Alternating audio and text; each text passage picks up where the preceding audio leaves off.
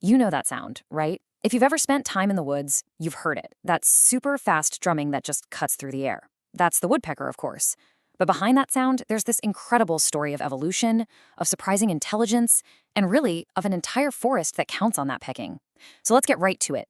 What is actually going on inside that bird's head? I mean, when you see a woodpecker just hammering its face against a tree, you gotta wonder, how is that not giving it a monster headache?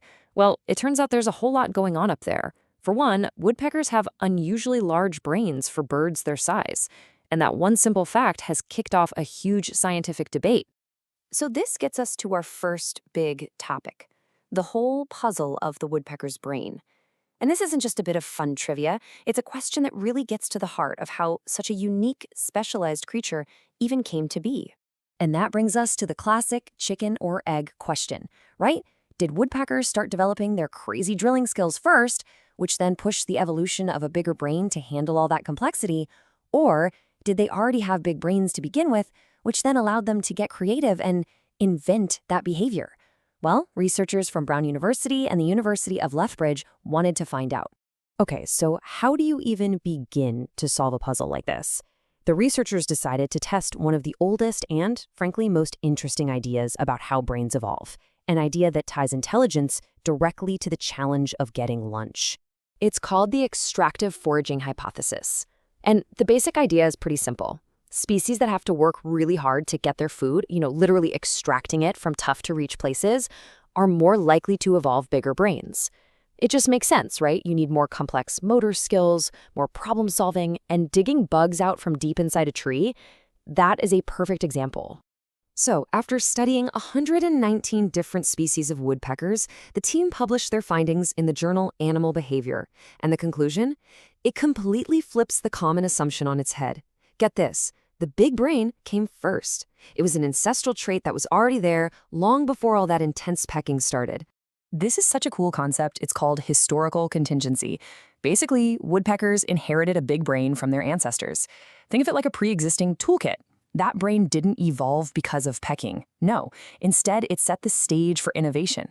It's what allowed them to see this new opportunity, all those tasty larvae inside trees, and develop a way to get at them. So in other words, it wasn't the beak that demanded a bigger brain, it was the brain that made the specialized beak possible.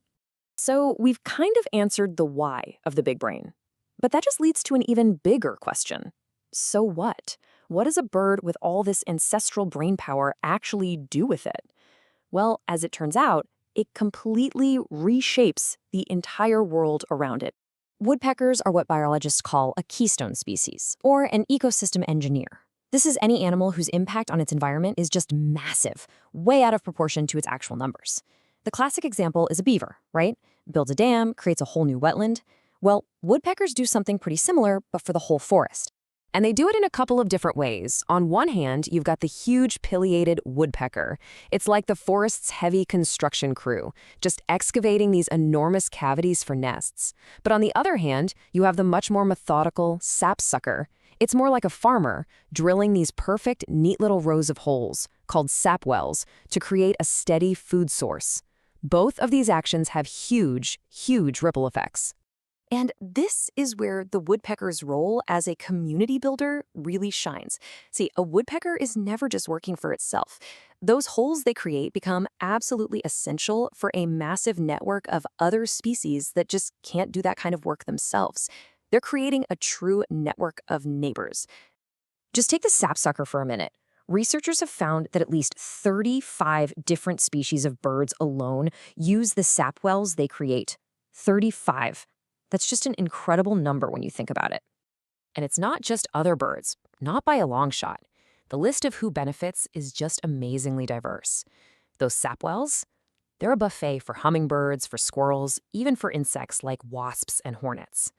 And those giant cavities that the pileated woodpeckers drill, they become prime real estate for much bigger animals. We're talking tree-dwelling ducks, owls, and even mammals of concern, like the American marten. The woodpecker is basically the forest's #1 real estate developer.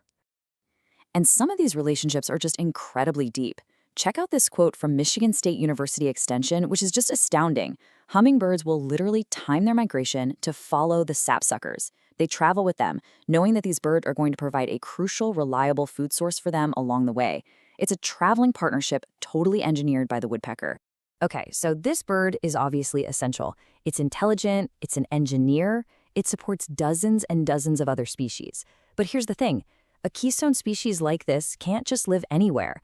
To do all this amazing work, it needs a very specific kind of workshop. And this chart just lays it all out, crystal clear. This is data from the USDA Forest Service, and look how obvious it is. Where do pileated woodpeckers build their nests and find their roosts? Almost exclusively. We're talking over 80% of the time in mature and old-growth forests. Sure, they can find food in younger forests, but for the really crucial stuff, like raising a family and having a safe place to sleep, they need old trees. And if we zoom in, it gets even more specific. It's not just any old tree. For nesting, they need a tree that has solid wood on the outside, but is just starting to decay in the center. That's what makes it possible to dig out. And they only need about one of those a year. But for roosting, just for sleeping at night, they need trees that are already hollow from late-stage decay. And each bird uses, on average, 7 or more of these every single year.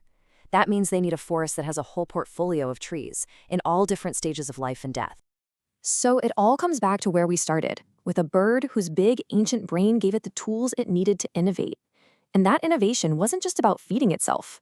It turned out to be about engineering an entire forest community. Which really leaves us with one last big question.